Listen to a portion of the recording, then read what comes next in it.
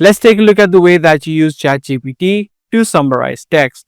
If you have a long form text, say for example articles or blogs that you want to easily understand and summarize, you can use ChatGPT for it.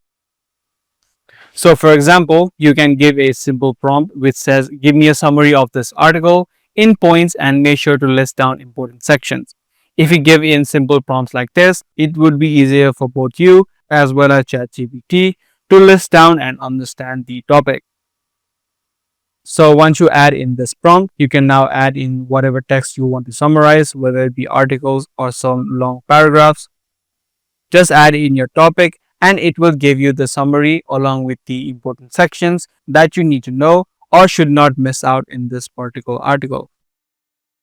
So following this exact rule or using these prompts, you can summarize any sort of long text or articles that you may have.